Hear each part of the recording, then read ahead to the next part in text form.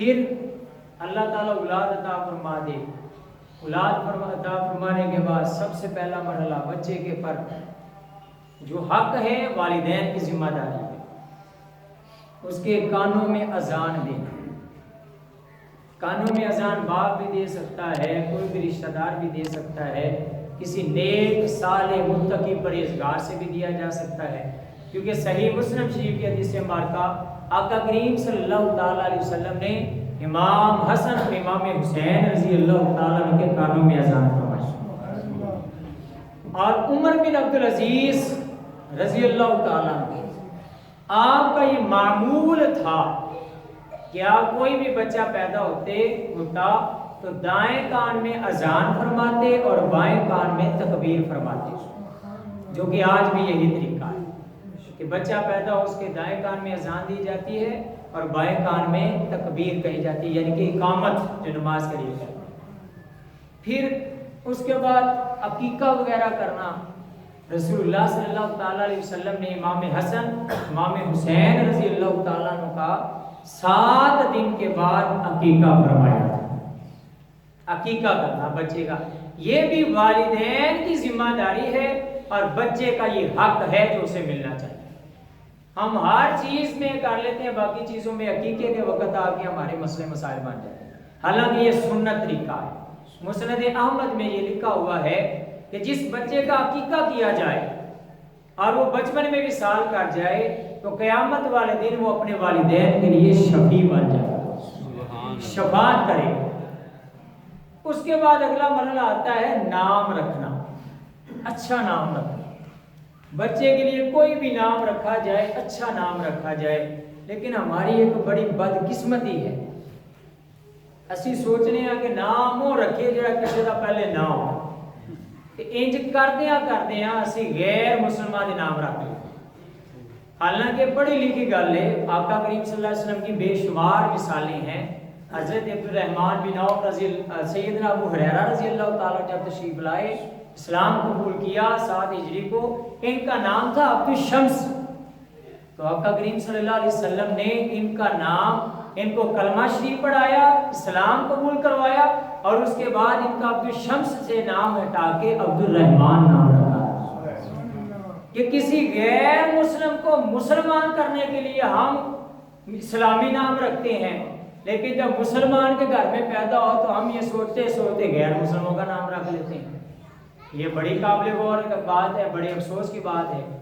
اور جب بھی نام رکھا جائے یا اللہ کے نام پہ نام رکھا جائے، انبیاء کے نام پہ نام رکھا جائے، صحابہ کے نام پہ نام رکھا جائے، تابعین، اور اگر بیٹی ہے تو ازواج رسول، بنات رسول، صحابیات رسول صلی اللہ علیہ وسلم، ان کے نام پہ نام رکھا جائے۔ تو اگر ہمارا یہ ذہن بن جائے کہ ہم نے کسی ہیرو کے نام پہ رکھنا ہے یا کسی غیر مسلم کے رکھنا ہے، تو یہ ہمیشہ یاد رکھیں آقا کریم صلی اللہ تعالیٰ علیہ وسلم نے سیدنا عمر رضی اللہ تعالیٰ عنہ، انہوں نے اپنی بیٹی کا نام رکھا تھا، مسند احمد میں یہ لکھا ہوا ہے۔ حضرت عمر رضی اللہ تعالیٰ عنہ کی بیٹی ہوئی، حضرت عمر پاک رضی اللہ تعالیٰ نے اپنی بیٹی کا نام رکھا آسیہ، عین الف ہا صاد یہ یا، آسیہ، اس کا معنی ہے گناہ کرنے والی۔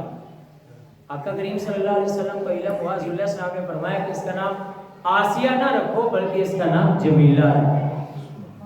آسیہ معنی گناہگار ہوتا ہے، گناہ کرنے والی۔ حضور نے فرمایا اس کا نام جمیلہ رکھو جس کا معنی ہے خوبصورت، یعنی کہ ایسا نام رکھا جائے جو اللہ کے ناموں کے ساتھ ہو یا انبیاء کے ناموں کے ساتھ ہو یا صحابہ کرام کے ناموں کے ساتھ۔ قرآن کہتا ہے وَلِلَّهِ الْأَسْمَاءُ الْحُسْنَى فَادْعُوهُ بِهَا، اللہ کے بڑے حسین نام ہیں، خوبصورت نام ہیں، کسی بھی نام کے ساتھ عبد لگا کے نام رکھا جا سکتا ہے، عبداللہ، عبد الرحمن، یا کسی بھی نام کے ساتھ، اسماء صفاتی کے ساتھ۔ پھر انبیاء علیہ السلام کے نام کے ساتھ رکھا جائے۔ حضرت انس رضی اللہ تعالیٰ عنہ فرماتے ہیں آقا کریم صلی اللہ علیہ وسلم کا جب تیسرا بیٹا ہوا ابراہیم، تو کریم آقا صلی اللہ تعالیٰ علیہ وسلم نے فرمایا کہ میں نے اپنے بیٹے کا نام اپنے جد امجد ابراہیم علیہ السلام کے نام کی نسبت کے ساتھ ابراہیم رکھا، یعنی کہ انبیاء علیہ السلام کی نسبت کے ساتھ نام رکھا جائے۔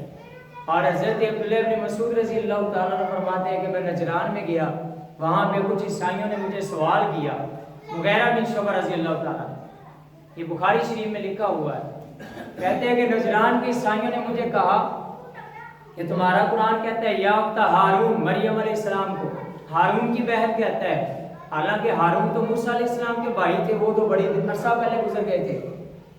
حضرت مغیرہ بن شعبہ کہتے ہیں کہ میں اس بات سے لاجواب ہو گیا، حضور کی بارگاہ میں آ کے پوچھا کہ یا رسول اللہ صلی اللہ علیہ وسلم اس کی وضاحت فرما دیں، تو کریم آقا صلی اللہ علیہ وسلم نے فرمایا کہ بنی اسرائیل والے جو نیک لوگ تھے وہ اپنے بچوں کے نام انبیاء کے نام پر رکھا کرتے، اس لیے مریم علیہ السلام کے بھائی کا نام یہ اس لیے ان کو پکارا گیا، ان کے بھائی کا نام ہارون تھا۔ تو اچھا نام رکھنا یہ سب سے ضروری ہے، اور نام رکھنا ایسا نام رکھنا جس کی نسبت اللہ کی ذات سے ہو، رسول اللہ کی ذات کے ساتھ ہو، صحابہ کرام کے ساتھ۔ پھر لقب، یہ بھی بڑی امپورٹنٹ بات ہے، لقب دے دیا جاتا ہے گھر میں کسی کو بھی، تو اس میں یہ بات یاد رکھنی چاہیے، الٹا نام لقب نہیں ہوتا ہے، کسی کو الٹا نام دیا جائے۔ قرآن مجید میں بڑے واضح الفاظ میں ہے، اس کی مذمت ہے، وَلَا تَنَابَزُوا بِالْأَلْقَابِ بِئْسَ الِاسْمُ الْفُسُوقُ بَعْدَ الْإِيمَانِ، کہ کسی کو برا نام لینا، الٹا لقب پکارنا ایمان لانے کے بعد بہت بڑا گناہ ہے۔ بِئْسَ الِاسْمُ الْفُسُوقُ بَعْدَ الْإِيمَانِ، کہ اگر لقب دیا جائے تو ایسا لقب دیا جائے، لقب دینا بھی رسول اللہ صلی اللہ علیہ وسلم کی سنت مبارکہ ہے۔ کریم آقا صلی اللہ تعالیٰ علیہ وسلم نے حضرت خالد بن ولید رضی اللہ تعالیٰ کو سیف اللہ کا لقب دیا، حضرت علی رضی اللہ تعالیٰ کا حیدر کرار تھا۔ کریم آقا صلی اللہ تعالیٰ علیہ وسلم نے حضرت حمزہ رضی اللہ تعالیٰ کو سید الشہداء کا لقب دیا تھا، اور حضرت ابو قتادہ رضی اللہ تعالیٰ کو غزوہ حنین میں سیدنا ابو بکر صدیق رضی اللہ تعالیٰ نے حضور کے سامنے اسد اللہ کا لقب دیا۔ لقب دینا اچھی بات ہے، ہو اچھا لقب، بعد میں اس کو بگاڑنا، الٹا نام لینا، یہ قرآن کے خلاف ہے۔ پھر اس کے بعد بچے پر اگلا فرض یہ بنتا ہے نام اچھا رکھ دیا، پھر نیک صالح بندے سے اس کی گڑتی دلانا، تکنیک۔ کریم آقا صلی اللہ علیہ وسلم کی بارگاہ میں اکثر صحابہ کرام جس کے یہاں کوئی بچہ ہوتا تھا حضور کی بارگاہ میں آتے تھے، جن میں کئی مثالیں، ابو موسیٰ اشعری رضی اللہ تعالیٰ عنہ، ان کے گھر میں بیٹا ہوا جن کا نام تھا ابراہیم، بلکہ یہ حضور نے رکھا تھا۔ حضور کی بارگاہ میں گئے، بچے کو بھی لے گئے، ساتھ کھجور لے گئے، آقا کریم صلی اللہ علیہ وسلم نے وہ کھجور اپنے منہ میں چبائی اور اس بچے کو ساتھ گڑتی بھی دی، اور ساتھ حضرت ان کا نام ابراہیم بھی رکھا۔ ابو طلحہ رضی اللہ تعالیٰ عنہ کے بیٹے کا نام عبد الرحمن، اور ان کی تفنید یعنی کہ گڑتی بھی حضور علیہ السلام نے فرمائی۔ اور حضرت اسماء بنت ابو بکر رضی اللہ تعالیٰ، ان کے بیٹے مدینہ طیبہ میں آ کر سب سے مہاجرین میں پہلے جو پیدا ہونے والے صحابی رسول عبداللہ بن زبیر ہیں، اور ان کی گڑتی جب یہ پیدا ہوئے تو حضرت اسماء رضی اللہ تعالیٰ نے حضور کی بارگاہ میں آ گئی، آقا کریم صلی اللہ علیہ وسلم نے ان کو گڑتی بھی دی اور اس کے ساتھ ان کا نام عبداللہ بھی رکھا تھا۔ یہ بھی والدین پر فرض ہے اور اولاد کا حق ہے۔ پھر اسی طرح تھوڑا سا بچہ بڑھنا ہوا، بولنے کے قابل ہوا، تو بولنے کے قابل ہوا تو سب سے پہلے کوشش یہ کرنی چاہیے کہ بچے کی زبان سے نکلے اللہ کا نام، رسول اللہ کا نام، کلمہ طیبہ، کیونکہ حدیث مبارکہ کا مفہوم ہے، سیاستہ کی حدیث مبارکہ، رسول اللہ صلی اللہ علیہ وسلم نے فرمایا کہ جس آدمی کا پہلا لفظ اور آخری لفظ اللہ ہوا، یا اللہ کا تعریفی کلمہ ہوا، قیامت کے دن اللہ اسے بغیر حساب کے جنت میں داخل کروائے۔ تو یہ بھی والدین کی ذمہ داری ہے کہ جب بچے کو بولنے کے لیے اس کو انگیج کیا جاتا ہے، وہ بچہ بولنا شروع کرتا ہے، بجائے ممی پپا ڈیڈی وغیرہ یا ایسے نام لینے کی بجائے سب سے پہلے کوشش کرنی چاہیے کہ میرے بچے کی زبان سے اگر نکلے تو میرے اللہ کا نام نکلے، تاکہ اس کے خاتمے کے لیے بھی دعا مانگی جائے اور اس کی آخرت بھی اس بات پر بن جائے۔ پھر بچے کے بعد میں اکثر مائیں جو ہوتی ہیں یہ عجیب و غریب، ان کو ڈرانے کے لیے عجیب و غریب شکلوں کو آگے تشبیہ دیتے ہیں، کئی صورتوں میں ڈراتے ہیں، تو یہ بھی قابل غور بات ہے۔ کوشش کرنی چاہیے کہ بچے کو جب بھی ڈرایا جائے اللہ سے ڈرایا جائے، کسی اور چیز سے نہ ڈرایا جائے، نہ کسی شیر، نہ بلی، نہ چیتا یا وغیرہ وغیرہ کوئی ہمارے معروف جو ہے بر صغیر میں کئی چیزیں بڑی مشہور ہیں، فلاں چیز سے ڈرانا، فلاں چیز سے ڈرانا۔ ہمیشہ جب بھی بچے کو ڈرایا جائے، یہ بچوں کا حق ہے، والدین کا فرض ہے کہ بچے کو جب بھی ڈرایا جائے اللہ کی ذات سے ڈرایا جائے۔ سیدنا عمر بن خطاب رضی اللہ تعالی، آپ ایک مرتبہ جا رہے تھے تو رات کا وقت آپ گشت فرما رہے تھے، تو آپ نے ایک گھر کے نا اندر آواز سنی، ماں اور بیٹی کے درمیان مکالمہ ہو رہا تھا۔ ماں کہہ رہی تھی کہ دودھ میں پانی ملا لیں، بیٹی کہہ رہی تھی کہ دودھ میں پانی نہیں ملانا۔ تو ماں نے کہا پھر کیا ہے، پھر کیا ہوتا ہے؟ تو حضرت عمر رضی اللہ تعالیٰ عنہ کھڑے ہو کے سننے لگ پڑے۔ تو جب یہ مکالمہ طول پکڑ گیا تو ماں کہنے لگی اب کون سا عمر ادھر ہے جس کا تمہیں ڈر ہے جو پانی نہ ملائے دودھ میں؟ تو بیٹی نے جواب دیا کہ اگر عمر نہیں دیکھ رہا تو اللہ تو دیکھ رہا ہے، یعنی کہ اللہ کا ڈر تو ہے نا۔ سیدنا عمر رضی اللہ تعالیٰ نے اس بات سے انتہائی متاثر ہوئے، بڑے امپریس ہوئے۔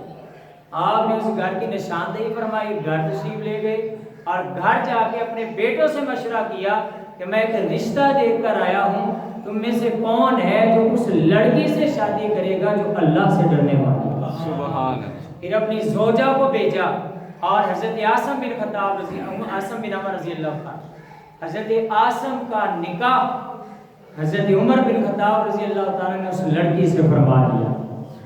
وہ لڑکی جس نے پانی نہیں ملایا اس وجہ سے کہ اللہ دیکھ رہا، اور انہی کے پوتے جو ہیں وہ عمر بن عبدالعزیز رضی اللہ تعالیٰ۔ تو بچے کو ہمیشہ ڈر اللہ تعالیٰ کی ذات کا دیا ہے، اللہ تعالیٰ کا دیا ہے۔ پھر اگلی بات، بچہ تھوڑا سا اور آ گیا، اب یہاں پہ دو چیزیں آ جاتی ہیں، دنیاوی تعلیم اور اخروی تعلیم، دونوں ہی کروانی چاہیے۔ احادیث بھی ثابت ہیں، قرآن بھی ثابت ہے۔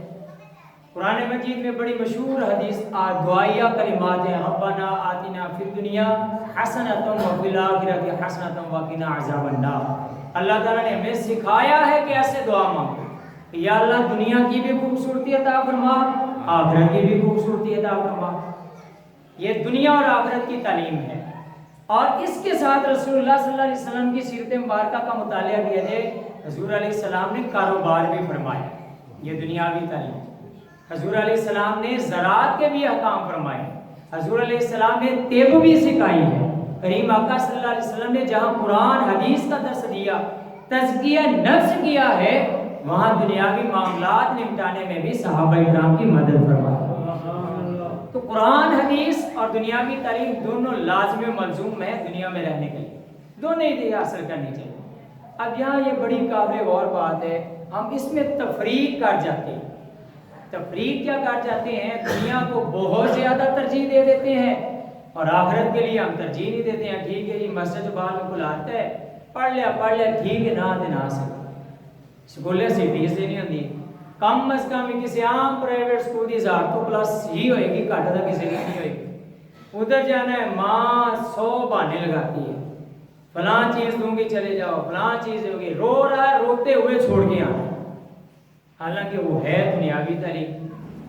اب بڑی قابل غور یہاں ایک جوڑنے والی بات ہے، آپ بچے کو اگر قرآن کی تعلیم نہیں سکھا رہے، اس کے سینے میں قرآن ہم نہیں دے رہے ہیں، بچے کو ہم نے ڈاکٹر بنا دیا، بچے کو ہم نے انجینئر بنا دیا، بچے کو ہم نے بزنس مین بنا دیا، بہت بڑا چیف جسٹس بنا دیا، وکالت کی ڈگری پر تھما دی، میرا سوال یہ ہے، یہ بچہ بڑا ہو گیا، کامیاب ہو گیا، دنیا میں کامیاب ہو گیا، اس نے قبر میں کیا وکالت کی ڈگری لے کر جانی ہے؟ سوچنے کی بات ہے کہ نہیں ہے؟ کیا MBBS کے فارمولے لے کر جانے ہیں اس نے؟ قبر میں اس نے کیا انجینئرنگ کے سارے فارمولے لے کر جانے ہیں؟ ایسا کوئی چیز قبر میں نہیں لے کر جانی۔ اگر کوئی فارمولہ لے کے جانا ہے تو وہ قرآن کی کوئی آیت جو اس کے سینے میں ہوگی، اس کے علاوہ ساری چیزیں یہاں پہ اکثر آپ دیکھتے رہتے ہیں، کئی لوگ MBBS کمپلیٹ ہو گیا، فائنل ایگزام ہو گئے، رزلٹ آنے سے پہلے حادثہ ہوا، ایکسیڈنٹ ہوا، فوت ہو جاتے ہیں۔ اکثر ہمارے ہاں سامنے بے شمار مثالیں ہیں. تو ہم جہاں دنیا کی تعلیم بچے کو دیتے ہیں اس کے لیے ہر طرح کی کوشش کرتے ہیں. تو یہ بات ہمیشہ نقش کر لیں کہ ہماری دنیا کی تعلیم صرف دنیا کے لیے ہے. جو آخرت کی تعلیم ہے وہ ہمارے لیے بھی نفع بخش ہے, اس بچے کے لیے بھی نفع بخش ہے. صرف دنیا میں نہیں بلکہ دنیا میں بھی نفع بخش ہے, قبر میں بھی نفع بخش ہے اور آخرت میں بھی نفع بخش ہے. تو اس کے لیے ہمیں بھی کوشش کرنی چاہیے کہ جہاں ہم بچوں کو اسکول کی تعلیم کے لیے سارا زور لگا دیتے ہیں, ہر لحاظ سے ٹیوشنوں میں داخل کروایا, اسکول میں داخل کروایا, وہاں پہ اگر ہم ایسا انتظام کریں, قاری صاحب کے پاس کبھی ہم نے میٹنگ کی ہے, کبھی ہم پیرنٹ میٹنگ کرتے ہیں کہ قاری صاحب سے, کبھی ہم نے قاری صاحب سے ملے ہیں کہ میرا بچہ کہاں پڑھ رہا ہے, کتنے سپارے پڑھ لیے ہیں, کیا قرآن میں کیسے پڑھ رہا ہے, کیسے تلفظ پڑھ رہے ہیں. تو یہ بھی ہمارے لیے ضروری ہے کہ ہم اس کے بارے میں بھی پیرنٹ میٹنگ رکھیں. ہم اگر 1000 روپے فیس وہاں دیتے ہیں تو اگر مہینے میں چھپ کر قاری صاحب کو بھی اگر خدمت کر دیں گے تو اس میں بھی کوئی ایسا ویسا مسئلہ نہیں کہ ہمیں کوئی مسئلے مسائل بن جائے کہ ہم پتہ نہیں غریب ہی ہو جائیں گے. ہونا چاہیے کہ نہیں, ویسے سوچنے کی بات ہے کہ نہیں کہ ہم نے 1000 روپے اسکول کی فیس دی, 500 ٹیوشن کی دے دی اور بچے کی منتیں ترلے نخرے سارا کچھ اٹھا لیا. جب قاری صاحب کی باری آتی ہے, جس نے قرآن, جس نے آخرت کے لیے ہمارے بچوں کو سنوار رہے, ہمیں اس کے بارے میں بھی اتنی توجہ ہی دینی چاہیے. یہ بھی والدین کی ذمہ داری ہے کہ ہم 1500 اسکول کی فیس دے رہے ہیں تو اگر 500 اگر مدرسے کے لیے, قاری صاحب کے لیے جو مسجد میں پڑھا رہے ہیں, ہم کشیدہ طور پر جا کے اگر ان کی خدمت کر دیتے ہیں, وہ تو ہماری آخرت بنا رہا ہے. وہ تو دنیا دار نے تو پتہ نہیں پروان چڑھنا ہے, کب چڑھنا ہے, کیا ہونا ہے, پتہ نہیں زندگی ہونی ہے کہ نہیں ہونی. لیکن آخرت کا یہ فائدہ ہے, آپ بندہ دنیا سے فوت بھی ہو جائے, قرآن مجید کی میں بات عرض کر رہا ہوں, بندہ فوت بھی ہو جائے, دنیاوی تعلیم تو تب بھی ممکن ہے جب بندہ کامیاب ہو جائے, 10 12 16 پڑھے, پھر کوئی نوکری لگے تو پھر کوئی انہیں کوئی آؤٹ پٹ دینا ہے, کوئی ان کا ریاکشن سان واپس ملنا ہے. لیکن بچہ مسجد میں ہم نے داخل کرایا, قرآن شریف پڑھایا, صرف اس نے ایک آیت پڑھ لی یا کچھ بھی پڑھ لیا, نماز ہی کیوں نہ سیکھ لی, خدا نخواستہ والدین دنیا سے چلے جائے تو یہی بچہ جب یہی آیت پڑھے گا, یہی آیت پڑھے گا, نماز کی عادت بن گی, نماز کی صورت میں پڑھے گا, رب اغفر لی ولوالدی وللمؤمنین یوم یقوم الحساب. ابھی پڑھائی کمپلیٹ نہیں ہوئی, تھوڑا سا قرآن پڑھا ہے, لیکن اس کے تھوڑے سے قرآن پڑھنے سے اللہ تعالیٰ والدین کی بخشش فرماتا ہے. سبحان اللہ. یہ اس کا فائدہ ہے کہ ہم اس پر بھی توجہ دیں, اس پر بھی توجہ دیں. اور پھر اگلا مرحلہ, والدین بچوں کو نمازی بنائیں. آخری بات, بچوں کو نمازی بنائیں. نمازی بنانے کے لیے نہیں بندہ تسبیح والے جاؤ بھی نماز پڑھو, جاؤ بھی نماز پڑھو, 100 کی بجائے 600 تسبیحاں کر دو, بچہ نہیں نماز پڑھے. ہم نے خود نماز پڑھنی, اپنے اندر تبدیلی لانی ہے.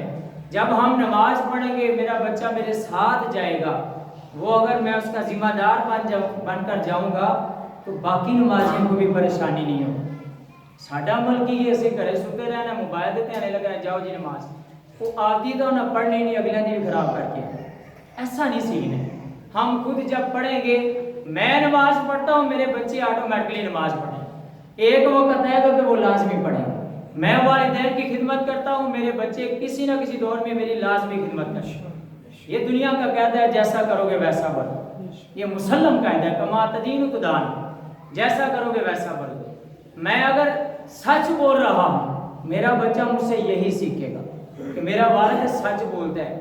میری جیب میں پیسے ہیں, بچہ پیسے مار, میں جھوٹ بول رہا ہوں, میرے پاس پیسے نہیں ہیں, بچے کو پتہ چلے گا کہ میرا والد جھوٹ بول رہا ہے.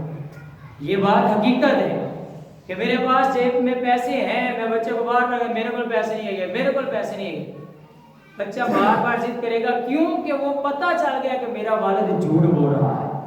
یہ وہ ابتدا بن جائے گی جب بچہ بھی جھوٹ بولنا شروع کر دے, کیونکہ اسے پتہ ہے کہ میرا والد پیسے رکھ کے جھوٹ بولتا ہے, تو میں بھی جھوٹ بولوں گا تو کون سی آخر آ جائے گی.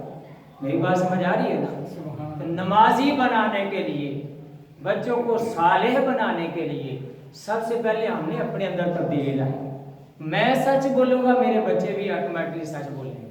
میں گھر میں لڑائی جھگڑا کم کروں گا, گالی کم دوں گا, گالی گلوچ نہیں کروں گا. جب میں گھر میں گالی گلوچ دوں گا, میرا بچہ یہی سیکھے گا. بچہ تو ایک سفید سلیٹ کی مانند ہے، بس سفید سلیٹ لگا لے یا کوئی بھی چیز ہے، ہم نے اس پر نقش کرنا ہے، کیا کر رہے ہیں، برا کر رہے ہیں یا اچھا کر رہے ہیں، جو ہم نے کرنا ہے نقش اسی کا وہ آگے پھل دے گا، وہ نقش ہی ہمارے سامنے ابھر کر ہے۔ نمازی بنا دے بچے کو، بندہ فوت ہو جائے، ہمارے ہاں تو یہ ہے کہ ہم کل خانی کرتے ہیں، تیجا کرتے ہیں، ساتواں کرتے ہیں، 40واں کرتے ہیں، ان کا مقصد کیا ہوتا ہے؟ ان کا مقصد ہوتا ہے دعا۔ میری بات سمجھ آ رہی ہے نا؟ ان کا مقصد ہوتا ہے دعا، کہ اگلے دن بھی دعا، 7ویں دن بھی دعا، 40ویں بھی دعا مانگی جاتی ہے، لوگ اکٹھے ہوتے ہیں، اس میں پتہ نہیں لوگ کیسے آتے ہیں، کوئی اخلاص سے بھی بیٹھتا ہے یا نہیں، کوئی مجبوری سے آ کے بیٹھتا ہے، کوئی دکھاوے کے لیے بیٹھتا ہے، کوئی منہ رکھن واسطے آ کے بیٹھتا ہے۔ مرنے کے بعد یہ 3 یا 4 پوائنٹ ہمارے ہوتے ہیں، بعد میں ختم، 4 یا 5 سالانہ ہو گئے یہ پوائنٹ دعا مانگنے کے۔ لیکن بچے کو نمازی بنا جائے، بچہ جب نمازی بن جائے گا تو یہ 1 4 پوائنٹ 10 پوائنٹ نہیں رہیں گے، بلکہ 5 وقت دن میں ہر 2 رکعت کے بعد جب بھی نماز پڑھے گا، چاہے وہ کسی کو مجمع اکٹھا کرے یا نہ کرے، اللہ کے قریب ترین جب وہ عبادت میں ہوگا، نماز میں ہوگا، وہ آپ کے لیے ضرور دعائیں بخشش کرے گا، ربی اغفر لی ولی والدیہ، اے اللہ میری بھی بخشش فرما، میرے والدین کی بھی بخشش فرما۔ پھر وہ 3 7 40 واقعی ان کی اہمیت بڑی زیادہ ہے، لیکن یہ بچہ جو ہم نمازی بنا کے چلے جائیں گے، یہ بار بار اللہ کی بارگاہ میں اصرار کرے گا، ہر نماز میں کہے گا ربی اغفر لی ولی والدیہ، ربی اغفر لی ولی والدیہ۔ تو جس بچے کے لیے دعائیں، جو بچہ پیرنٹ کے لیے بار بار دعائیں مانگے گا، میرا رب بڑا رحیم ہے، تو ان کی بخشش جو ہے پھر وہ یقینی بن جاتی ہے۔ اللہ تعالیٰ عمل کی توفیق عطا فرمائے۔